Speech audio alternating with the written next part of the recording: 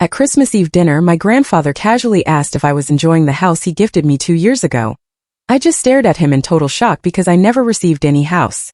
When I told him that, he turned to my parents, and their faces instantly went pale. What happened next blew the whole family apart. You know that feeling when your entire world just shifts?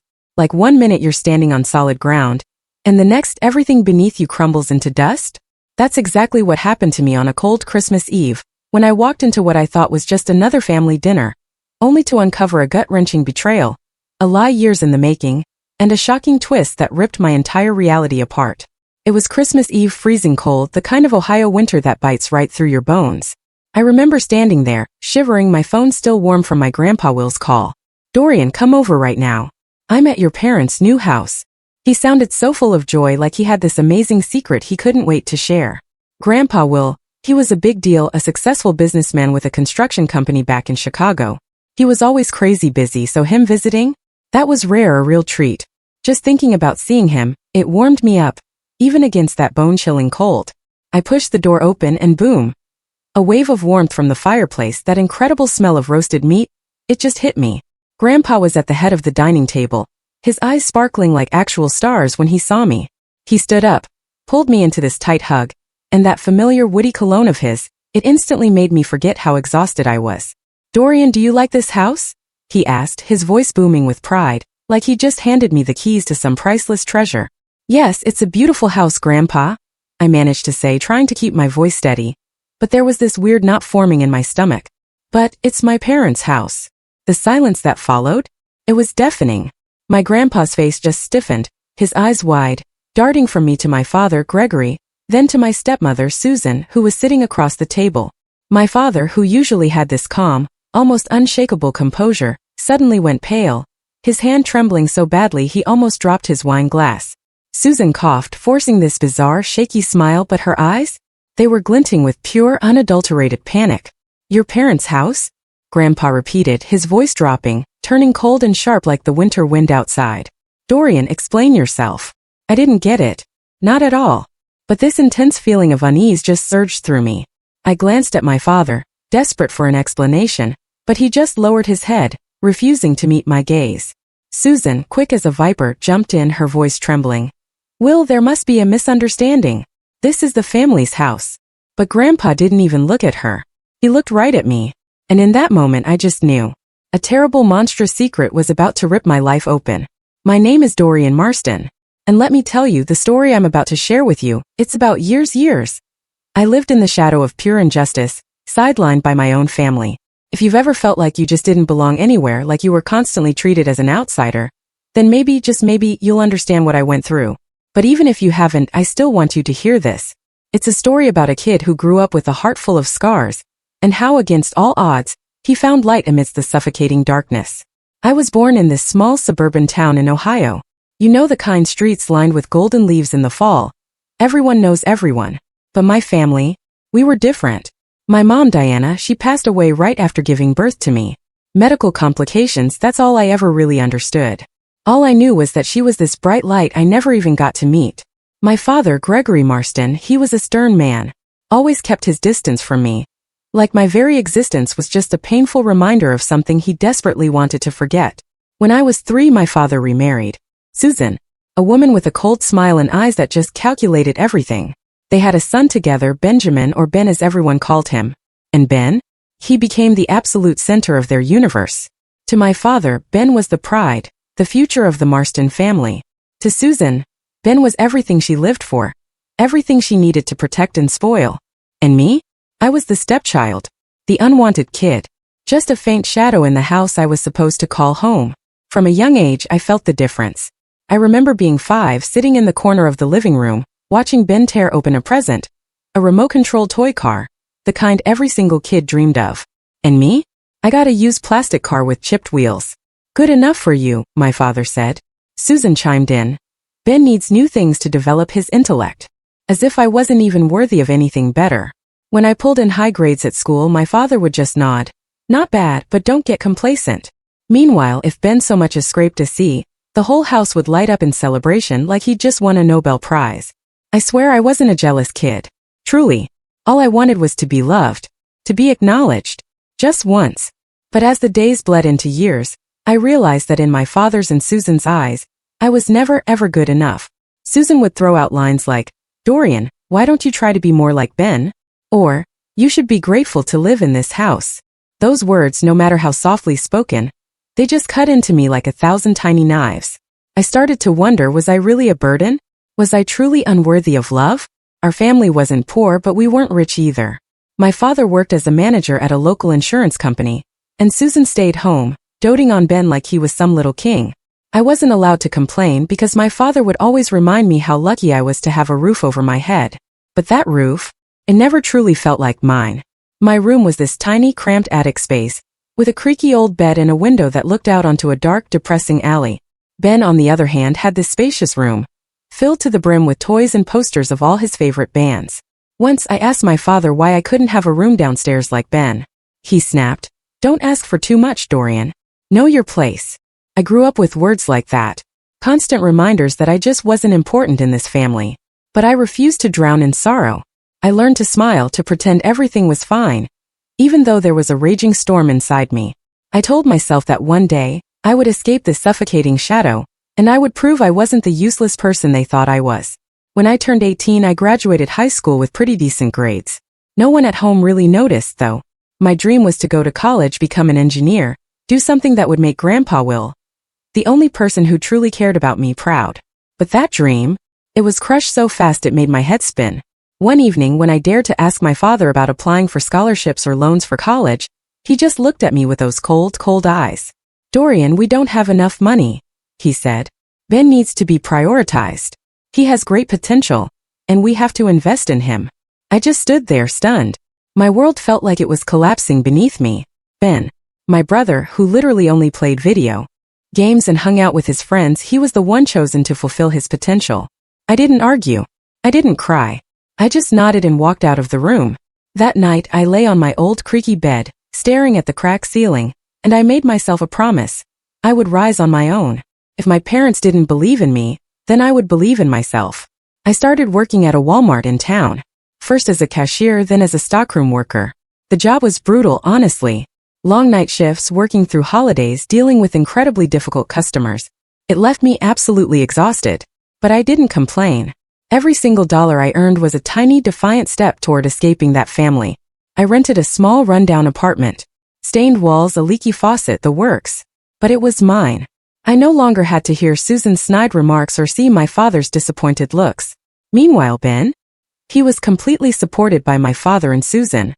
He went to a prestigious private school, drove a brand new car my father bought him, and literally never had to lift a finger. Once Susan actually came to the store where I worked. She saw me behind the cash register and just smirked. "Dorian, this is what you're doing? Such a shame. Ben will never have to do menial work like this." I gritted my teeth, forcing a smile. But inside I wanted to scream. Why?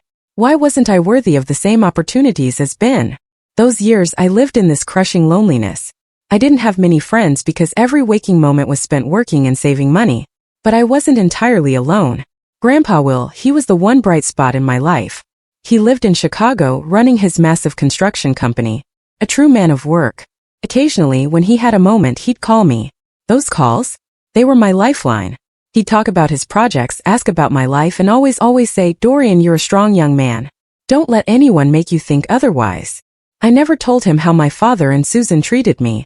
I didn't want him to worry, and honestly, part of me feared that if I spoke up, he'd think I was weak. Grandpa was the only one who ever talked to me about my mother. He said Diana was this gentle woman who loved books and dreamed of a fair world. He even blamed himself for not being there when she gave birth to me, saying work had kept him away. "If I had been there, things might have been different," he'd say, his voice thick with emotion. I didn't blame him. I only wished I could have met her, even just once, to know what it felt like to be loved by a mother. As the years passed, I just got used to my independent life. I learned to fix the plumbing in my apartment, cook simple meals, and just keep my heart from breaking any further. But deep inside, there was always this emptiness. The void of a family I never truly had. I had no idea that while I was struggling to build my own life, a massive secret was being hidden by my father and Susan. A secret that would shatter everything. When I was 21, I was still stuck in that tiny rented apartment on the south side of town, working night shifts at the supermarket. Empty mornings, simple meals, interrupted sleep. It had all become so routine it just felt normal. I didn't have much, but I had my freedom, my own space, and a shred of self-respect that I had paid for with years of silent endurance. One early summer afternoon, I was processing payments at the employee checkout when my phone buzzed. It was a text from Susan. Come to the new house tonight. Address: 1432 Hollow Creek. Small party. I read that message 3 times, staring at the screen like it would suddenly explain itself. I had never heard them even mention moving. No hint they were looking for a new house, and certainly no one had asked if I wanted to move in with them. I hesitated. Part of me just wanted to ignore it, to pretend nothing had happened. But then I thought maybe this was it. Maybe this was a chance to reconnect, even just a little. Even if it was just a polite gathering. I wanted to go. Maybe to congratulate them. Maybe to prove that I wasn't that sullen, quiet kid anymore. I had changed, and I thought maybe, just maybe, they had too. I stopped by this small liquor store near the supermarket and picked out an affordable bottle of red wine. Then I swung by the embroidery shop to collect a handkerchief I'd ordered the previous week. A small gift with the initials GM embroidered on it. I didn't have much money, but I wanted the gift I brought to be thoughtful. The new house was in this freshly developed residential area on the west side of town, a place I'd never set foot in. As my beat-up car turned onto a street lined with newly planted maples and perfectly manicured green lawns, it felt like I was entering another world entirely. 2-story semi-classic houses, wooden doors, gray-tiled roofs, red brick steps. Everything just exuded a sense of abundance and order that I had never, ever felt in our old house. I parked in front of the house Susan had texted me the address for. It was a cream-colored home with a stone-stepped front yard, a wide porch and arched windows overlooking a garden. I got out of the car, clutching the wine and the gift, and just stood still for a few seconds in front of the door. For some reason my heart was pounding, not out of excitement, but because this indescribable feeling stirred within me, like I was about to step into something that fundamentally did not belong to me. Susan opened the door. She was wearing this silk dress, her makeup meticulously done. "Oh, Dorian, come in," she said, her smile as thin as the layer of blush on her cheeks. I stepped inside and just looked around. A spacious living room with glossy wooden floors, a massive granite fireplace, beige armchairs, and a classic chandelier. Family photos already hung on the walls. My father and Susan's wedding picture. Ben holding a sports trophy. No photos of me. I wasn't surprised. My father was in the kitchen, opening a bottle of wine, dressed in a crisp white shirt, looking more relaxed than usual. When he saw me, he gave a single nod. "Oh, you're here." Nothing more. I handed over the wine and the gift, saying, "Congratulations on the new house, Dad." He took them, set them on the table without even opening them, and just turned away. The party was just a few people, new neighbors, an older couple who were friends, and one of my father's colleagues. They chatted animatedly about the neighborhood, rising property prices, interior design, the pool they planned to build in the backyard. I sat in a corner silent, just listening. "We had to search forever to find this house," Susan said to the person next to her, her voice just brimming with pride. "Luckily, we closed the deal just before the market prices shot up." My father nodded, smiling, not denying it. "Gregory has a great eye for houses." I sat there trying to smile along. I genuinely wanted to congratulate them, not for the house itself, but because I believed they had finally found something that made them happy. I had no idea that, in that very moment, I was congratulating them for taking a gift that rightfully belonged to me. That night, when I returned to my cramped rented apartment, I opened my phone, intending to send Grandpa a quick message to check in. But I hesitated. He was getting older, always busy. I didn't want to bother him. I set the phone down, lay on my bed, and stared at the peeling ceiling. Then I drifted off to sleep, completely unaware of the truth lying silently beneath my feet like an unexploded bomb. After that housewarming party, everything seemed to return to its old rhythm. Or at least, the half-hearted routine I'd long grown accustomed to. No one mentioned that day again.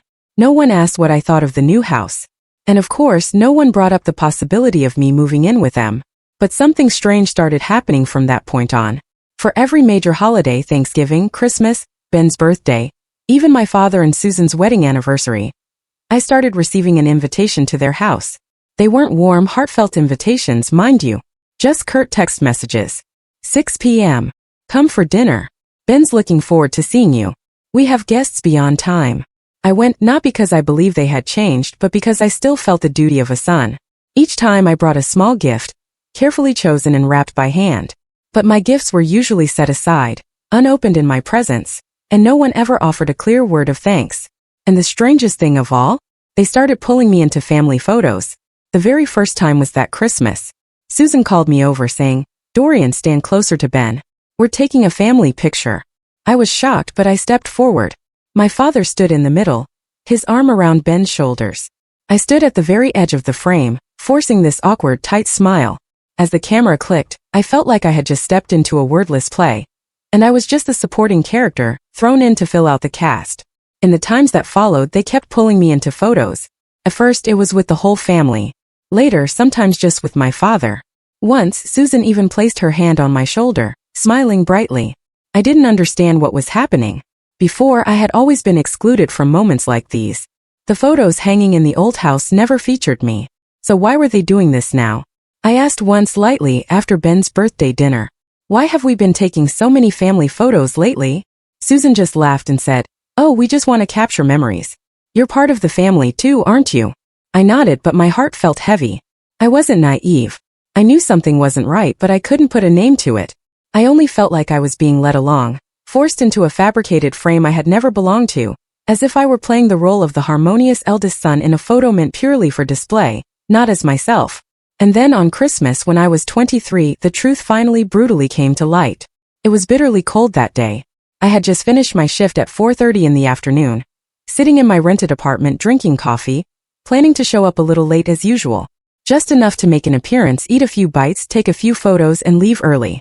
My phone rang. It was Grandpa. "Dorian, come over right now. I'm at your new house. 1432 Hollow Creek. I wanted to surprise you." I froze. Grandpa was here. In Ohio. He rarely left Chicago. His construction company always kept him tied up. I quickly threw on my jacket and rushed out the door. My mind was just swirling with questions. Why didn't he tell me he was coming? And why was he at my father's house? When I arrived, the house was glowing with Christmas lights.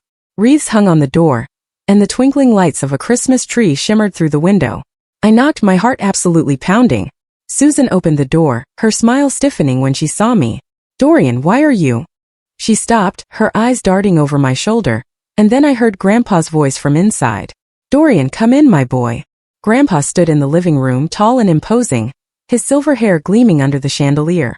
He hugged me, a tight embrace that carried both excitement and a strange hint of tension. "I wanted to surprise the whole family," he said, looking around. "This house? It's wonderful, isn't it? Are you happy living here?" I hesitated, a wave of pure unease rising within me. I don't live here, Grandpa. I just visit." Grandpa's face just changed. His smile vanished. His eyes narrowed, shifting from me to my father, Gregory, who stood near the fireplace, a glass of wine in his hand. Susan, quick as lightning, jumped in, her voice syrupy sweet. "Will, there must be a misunderstanding. Dorian likes living independently, don't you, dear?"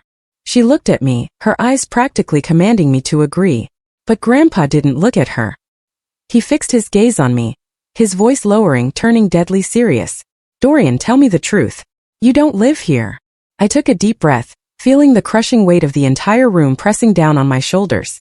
"I live in a rented apartment, Grandpa, on the south side of town. I pay for it with my supermarket wages." Silence.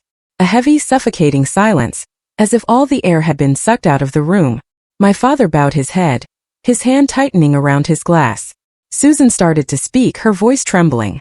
"Will, we thought it was best for Dorian. He wanted to be independent, and Ben needs space too." "Enough." Grandpa cut her off, his voice sharp as a blade. "Gregory, explain yourself. 2 years ago, I sent you $400,000 to buy a 3-bedroom house in this neighborhood. A gift for Dorian to give him a good start. I made it clear. The house was for Dorian. So why is he living in a rundown apartment while you and your family are living in that very house?" My father's face went ghastly pale, like all the blood had drained from his body. Susan opened her mouth, but no sound came out. I stood there, absolutely stunned, feeling the ground crumble beneath me. A house for me? $400,000. I looked at Grandpa, then at my father, desperately searching for an explanation. Any sign that this was just a misunderstanding. But there was no misunderstanding. My father set his glass down, his voice shaky, but trying to stay composed. I thought the house would be better used by the whole family. Dorian's independent. He doesn't need a big house like this. Ben's young. He needs a good environment to grow, to study. Doesn't need. Grandpa roared, stepping toward my father. "You're saying he doesn't need it?" Dorian, the grandson I entrusted to your care, is living in a rundown apartment, working night shifts to survive, while you and your wife live in the house that was meant for him. What did you do with the money I sent? You put the house in your name, didn't you? My father didn't answer. He lowered his head, his shoulders trembling. Susan, regaining her voice, shrieked, Will, you don't understand. Dorian isn't my biological son. Ben is the future of this family. Dorian, he doesn't deserve a house like this. He's just... Shut up, Grandpa shouted, his voice echoing so powerfully it seemed to shake the very foundations of the room. Doesn't deserve. Dorian is Diana's flesh and blood, my daughter's son. He's my grandson, and I trusted you, Gregory, to take care of him. But what have you done? You stole the gift I meant for him. Deceived me with these fake family photos. He pointed at the picture on the wall, the one of the whole family in the living room with me awkwardly standing at the edge. I thought Dorian was living happily here. I believed the photos you sent, but it turns out it was all a charade to hide your greed. My throat tightened. The photos. All those times I was called over to pose for pictures, the staged moments I couldn't make sense of. It was all to deceive Grandpa, to make him think I was part of this happy, perfect family. I looked at my father, waiting for an explanation, an apology, anything. But he remained silent, his eyes avoiding mine. Dorian. Grandpa turned to me, his voice softening but still resolute. Go get your things. You're coming to Chicago with me. This house, I'll make sure it belongs to you as I originally intended. And you, Gregory, I'll be speaking with my lawyer. You'll answer for what you've done. Susan burst into tears, but I felt no pity for her. My father finally spoke, his voice weak. Dorian, I just wanted what was best for the family. Best for the family? I repeated, my voice calm but ice cold. You never considered me part of this family. I've spent my whole life trying to make you proud, but all you ever saw was Ben. You took away my chance, and you didn't even bother to tell me the truth. I turned away, unable to look at him any longer. Grandpa placed a hand on my shoulder, his eyes filled with pain, but also unwavering determination. Let's go, Dorian. You don't need to stay here anymore. The chill of that Christmas night bit into my skin as we stepped out of the house that was supposed to be mine. The dim glow of streetlights illuminated the snow-covered street, and I could feel my heavy breaths blending into the frigid air. Grandpa led me to a sleek black SUV parked by the curb. The driver, a middle-aged man in a sharp suit, opened the door for us. To the hotel first, Grandpa said, his voice low but firm. I slid into the back seat beside him, feeling like I was stepping into a different world. A world I never thought I belonged to. Are you okay, Dorian? Grandpa asked, his eyes gentle but piercing, as if trying to read every single thought in my mind. I don't know, Grandpa, I replied, my voice hoarse. Everything's happening so fast. I still don't fully understand. He nodded, placing a hand on my knee. I know, but from now on things will be different. You'll come to Chicago with me. We'll start over. Just the two of us. I looked out the window, the Christmas lights blurring past like faint sparks. Chicago, a city I'd only ever heard about through Grandpa's stories, where he built his construction empire from nothing. I had never been there. Never thought I'd have the chance. But now it was where I would begin again. A new life, a chance to truly escape the shadow of my past. The next morning, we took an early flight to Chicago. I sat by the window, gazing down at the endless, snow-covered fields below, feeling like I was leaving behind an old, worn-out world for a dream. Grandpa sat beside me, quietly reading a business newspaper. But every now and then, he'd glance at me with an encouraging smile. When the plane landed at O'Hare Airport, a biting Chicago wind greeted us. James, Grandpa's driver, was waiting with the familiar SUV. We drove through the bustling city streets where skyscrapers towered overhead, their steel and glass gleaming under the winter sun. I had never seen anything like it. Ohio, with its narrow roads and modest houses, suddenly seemed to belong to another planet. The car turned into an upscale suburban neighborhood, where the streets were paved with stone, lined with ancient oaks, and sprawling mansions stood grandly. James stopped in front of a large iron gate, beyond which a driveway led to a 3-story mansion surrounded by perfectly manicured lawns and vibrant red rose bushes. Even in the middle of winter, my jaw dropped. I was completely unable to believe my eyes. Is this your house, Grandpa? I asked, my voice trembling. Grandpa laughed heartily, clapping me on the shoulder. Welcome to my home, Dorian. And now it's your home too. Grandpa's mansion wasn't just a house. It was a palace. The carved wooden front door opened into a grand foyer with marble floors, a spiral staircase leading upstairs, and abstract paintings lining the walls. The living room was 3 times the size of my entire rented apartment, with floor-to-ceiling windows overlooking a backyard garden, complete with a shimmering pool and an outdoor barbecue area. The scent of pine and leather from the luxurious furniture made me feel like I had stepped into a 5-star hotel. I don't know what to say, I whispered, standing in the middle of the living room, still clutching my small bag of belongings. You don't need to say anything, Grandpa replied, leading me upstairs. Your room is here. He opened the door to a spacious bedroom with a king-sized bed, a walnut desk, and a window overlooking the garden. A brand new laptop sat on the desk, and a soft plush rug covered the floor. This is where you can start over. No pressure, no burdens, just a fresh start. I sat on the edge of the bed, feeling like I was dreaming. Just hours ago, I was in my rundown apartment with a leaky faucet and peeling ceiling. Now I was here in a room I wouldn't have dared to imagine. But alongside the overwhelming awe, there was a lingering ache. The house in Ohio, the house that was meant to be mine, still felt like a thorn in my heart. That evening, Grandpa took me to a fancy restaurant in downtown Chicago. We sat in a quiet corner, the candlelight flickering on the table. He ordered an expensive bottle of wine, but I only took a small sip, still totally unaccustomed to such luxury. Dorian, he began, his voice low and serious. There are things we need to talk about. About your father, the house, and what happened. I nodded, my heart pounding. I knew this conversation wouldn't be easy. 2 years ago, I sent Gregory $400,000 to buy the house in Hollow Creek. I wanted it to be a gift for you, a foundation for you to build your future. I was busy with the company, unable to oversee the purchase myself, so I trusted Gregory to handle it. I thought he would follow my wishes. He paused, his eyes darkening. But I was wrong. I clenched my fists under the table, trying to keep my voice steady. So, Dad kept the house for himself. That's not all, Grandpa said, his voice thick with anger. I've been sending Gregory money since you were a child, not just for the house. I sent money every year to cover your school fees, clothes, everything you needed to grow up in the best conditions. I thought Gregory was taking care of you the way I wanted. But today, when I heard you talk about living in a rented apartment, working night shifts at a supermarket, I realized he kept it all for himself and his new family. It felt like someone had punched me in the chest. School fees, clothes, the things I never had. All those years wearing hand-me-downs, eating instant noodles, and working myself to exhaustion to make ends meet. Could have been different. My father, the man I tried so hard to please, had taken not only the house, but also the opportunities Grandpa meant for me. I didn't know about any of that money, I said, my voice choking. Dad never told me. I thought he didn't have enough, so I had to manage on my own. Grandpa slammed his hand on the table, making the wine glasses tremble. That bastard, he growled, drawing glances from nearby tables. I trusted him with you, thinking he'd treat you well. But he betrayed me. And he betrayed your mother, Diana. Hearing my mother's name made my eyes sting. I had never met her, but through Grandpa's stories, I knew she was a gentle woman who wanted a good life for me. The thought that my father had stolen what she and Grandpa intended for me ignited a fury I couldn't suppress. What are you going to do, Grandpa? I asked, though I could guess part of the answer. I'm going to sue Gregory, he said, his voice cold, his eyes hard. I'll make sure the house is transferred to you, and I'll cut off all financial support to him. He doesn't deserve a single cent. I stared at the table in silence.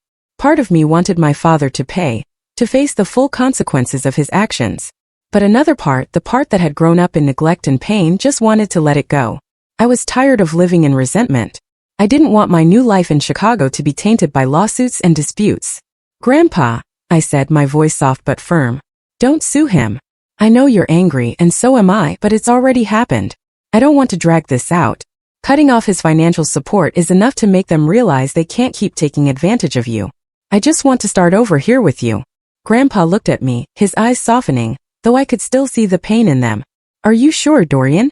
You have every right to claim what's yours. I'm sure, I replied. That house? It doesn't matter anymore. I want to build my future, not live to fix the past. He nodded slowly, placing a hand on my shoulder. You're stronger than I thought, Dorian. Your mother would be proud of you. The weeks that followed in Chicago were an emotional journey. I moved permanently into Grandpa's mansion, and each day felt like I was learning to live again from scratch. Grandpa didn't just give me a home. He gave me a chance to rediscover myself. He took me to visit his construction company, a modern building in downtown Chicago with bright offices and a bustling team of employees. He introduced me to everyone as Will Marston's grandson, and for the first time I felt recognized, seen as a person of value. "Would you like to try working here?" he asked one day as we stood overlooking a construction site in the suburbs. "You don't have to do big things right away. You can start with small projects, learn as you go." I hesitated. I had never imagined myself working in construction, with its technical blueprints and complex numbers, but the trust in Grandpa's eyes made me want to try. "I'll give it a shot, Grandpa," I said. "But I can't promise I'll be good at it right away." He laughed heartily. "No one's good from the start, Dorian, but you have heart and determination. That's all I need." I started working at his company, initially as an assistant in the planning department, organizing documents and tracking project progress. The work wasn't easy, but with each passing day, I learned to read blueprints, understand construction processes, and even began contributing ideas during meetings. My colleagues, who at first only knew me as the boss's grandson, gradually looked at me with respect. They saw me work hard, stay late to finish tasks, and refuse to rely on Grandpa for special treatment. Outside of work, I began exploring Chicago. I walked through its lively streets, visited museums, and spent hours in coffee shops, reading books, or simply watching people pass by. For the first time in my life, I felt like I had time to breathe, to dream, to become a better version of myself. Though life in Chicago gave me hope, the scars of my past didn't fade easily. Some nights I'd lie in the comfortable bed in my new room, but dream of my old rented apartment. Hearing Susan's mocking voice or seeing my father's cold gaze, I'd wonder if I truly deserved this life, or if it was all a dream that would vanish. Grandpa noticed when I grew quiet. One evening, as we sat by the fireplace, he handed me an old framed photo. It was my mother, Diana, smiling brightly, holding a small dog. "Your mother always wanted you to be happy," he said. "I couldn't be there for her when she needed me most. But I won't let that happen with you." I held the frame, tears silently falling. "I wish I could have met her," I whispered. "You're more like her than you know," he said. "She was strong but gentle. You have her heart." Those words were like a healing balm. I started keeping a journal, writing down my thoughts, dreams, and even my pain. I no longer wanted to run from my past. I wanted to face it, understand it, and let it make me stronger. One morning, about 3 months after moving to Chicago, I received a letter from Ohio. The envelope had no sender's name, but the familiar handwriting made my heart tighten. It was from my father. I opened it, my hands trembling. Inside was a single sheet of paper with short handwritten lines. "Dorian, I know I have no right to write this letter. What I've done is unforgivable. I was wrong to keep the house, to keep the money your grandfather sent for you. I let the pain of losing your mother turn me into a terrible father. I don't expect your forgiveness, but I want you to know I regret it. Susan and Ben have moved out of the house. I'm in the process of transferring ownership to you as your grandfather intended. I hope one day you can look at me without seeing disappointment. Gregory." I read the letter 3 times. My emotions were a chaotic mix of anger, pain, and a faint sense of relief. I didn't know if I could forgive him. The years of being abandoned, treated as an outsider, couldn't be erased by a single letter. But I knew I didn't want to carry resentment forever. I showed the letter to Grandpa. He read it silently for a long time, then said, "It's your decision, Dorian. If you want to take the house, I'll help you. If not, I'll respect your choice." I thought about the house in Hollow Creek, with its green lawn and warm fireplace. It had once been my dream, but now I didn't need it to feel worthy. "I don't want the house, Grandpa," I said. "I want to sell it and use the money to go to college. I want to become an engineer, like I always dreamed." Grandpa smiled, his eyes sparkling with pride. "That's my grandson." I enrolled in a university in Chicago, majoring in civil engineering. With Grandpa's unwavering support and the money from selling the house, I finally began the educational journey I once thought was utterly impossible. The first days at school weren't easy. I was older than most of my classmates, and the complex technical concepts kept me up late studying. But I didn't give up. Whenever I felt like quitting, I thought of my mother, Grandpa, and the promise I made to myself. I wouldn't let my past define my future. In Chicago, I also found new friends. People who didn't know my past but liked me for who I was. I joined an engineering club where I met Emma, a smart girl with a radiant smile who used to tease me for my habit of taking overly detailed notes. For the first time, I felt like I had a community, a place where I truly belonged. Grandpa remained my greatest anchor. He wasn't just a guide, but a true friend, always reminding me that I was stronger than I thought. Some evenings we sat by the fireplace, sharing stories about my mother, about the days he built his company from nothing, and about my dreams. The house in Ohio was sold, and the money was deposited into my tuition account. My father didn't contact me again and I didn't reach out to him. Maybe one day I'd be ready to talk, to forgive. But for now, I wanted to focus on the present, on what I could build. 2 years have passed since that fateful Christmas night when the truth about the house and Grandpa's money was brutally exposed. Chicago has truly become my home, not just because of its bustling streets or towering skyscrapers, but because it's where I found myself. I'm in my second year of college, majoring in civil engineering, and each day I feel closer to my dream of becoming an engineer. A dream my father once crushed with the pathetic excuse of not enough money.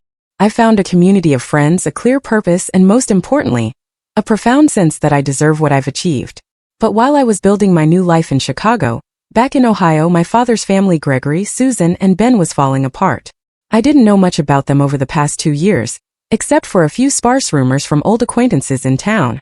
They said my father had lost his job at the insurance company, that Susan no longer hosted lavish parties, and that Ben, the supposed pride of the Marston family, had dropped out of college after just 1 semester. I didn't dwell on it. The past was the past, and I had learned not to let it pull me back. Until one day the past came knocking. One late autumn afternoon, while I was studying for midterms in the university library, my phone buzzed. It was an unfamiliar number from Ohio. I hesitated but answered. Susan's voice came through, weak and trembling, completely devoid of the arrogance it once carried. "Dorian, it's Susan," she said, her voice faltering. "I know you're busy, but I need to talk to you about the family." I gripped the phone, a chill running down my spine. Family. The word sounded foreign coming from her. "What's going on?" I asked, my tone colder than I intended. "We're in trouble, Dorian. Real trouble." I thought, maybe you could help. I stayed silent, letting her continue. Susan launched into this long, rambling story, her voice a mix of desperate pleading and a pathetic attempt to cling to some shred of dignity. After Grandpa cut off all financial support, my father, Gregory, lost his steady income. He had been fired from his job, unable to focus amid the family's turmoil. Susan couldn't find work, having never held a job since marrying my father. They had sold most of their possessions to pay off debts, but it wasn't enough. The house in Hollow Creek, though transferred to me and later sold, was no longer theirs to live in. They had moved to a small apartment on the edge of town, which Susan described as cramped and unworthy of our family. "And Ben?" Susan paused, her voice choking.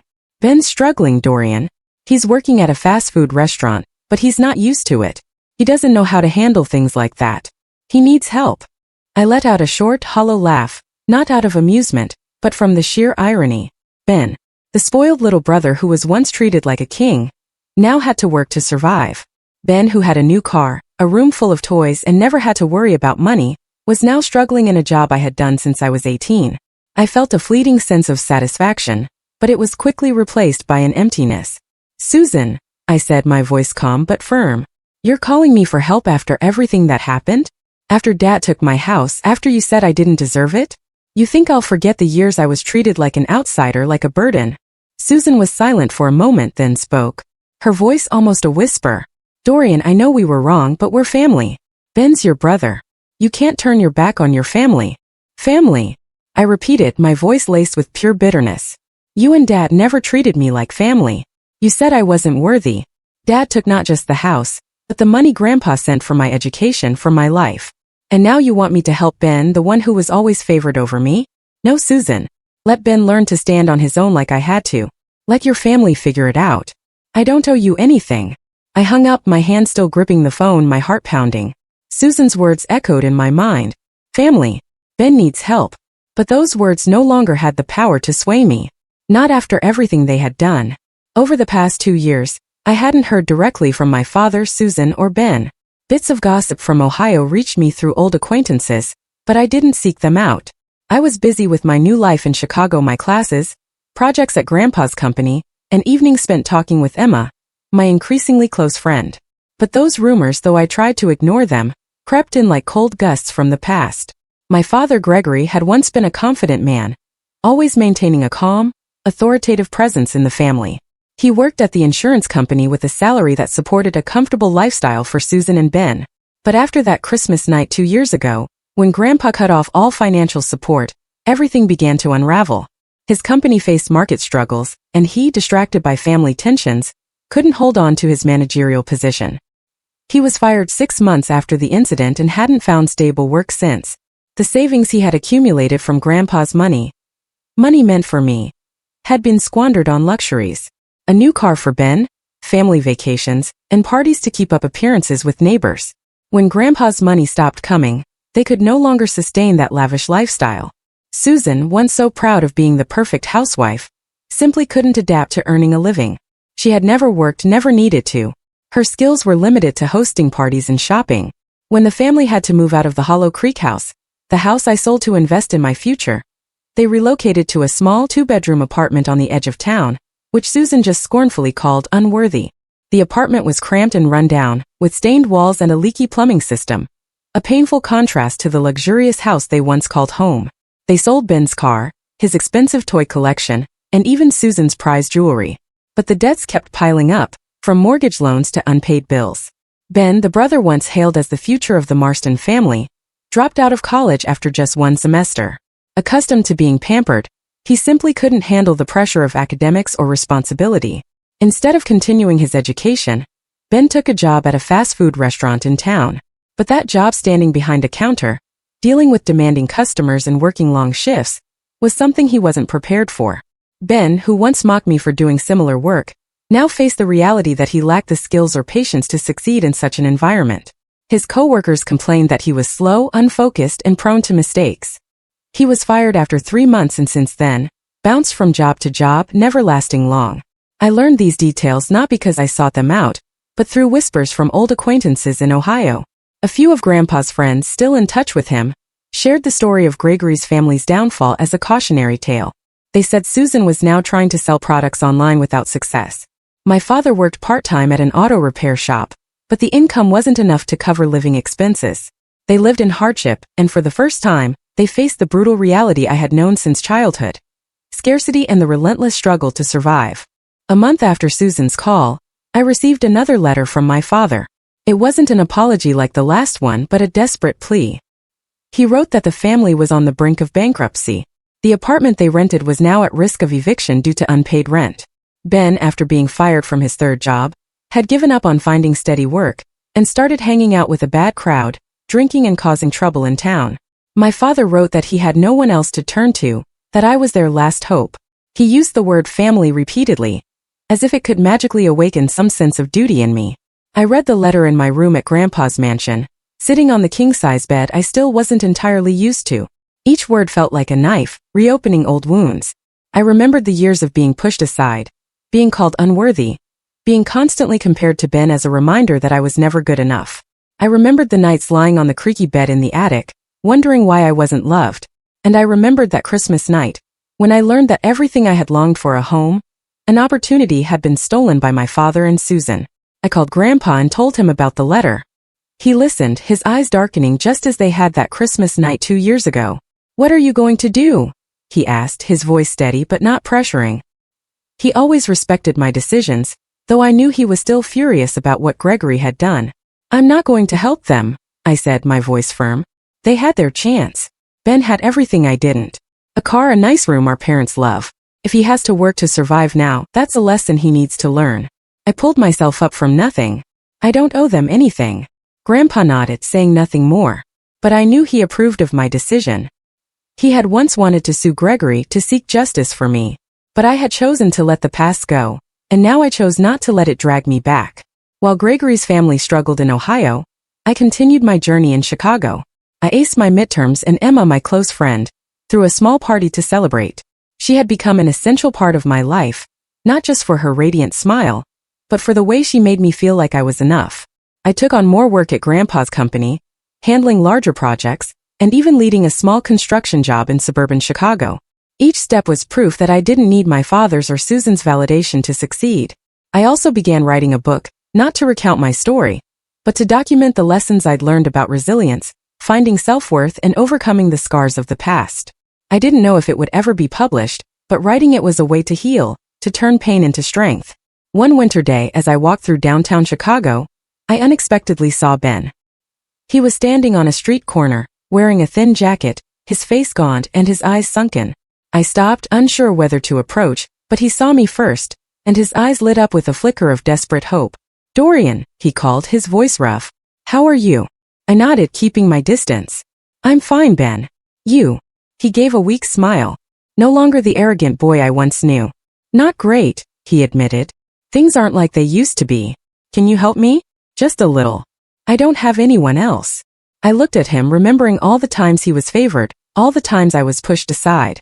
Ben, I said, my voice calm but unyielding. I had to stand on my own when no one helped me. You can too. Get a job. Learn to take responsibility. Don't look to me to fix what your family did wrong. I turned and walked away, continuing down Chicago's snow-covered streets. I didn't look back, not because I didn't care, but because I had finally chosen myself.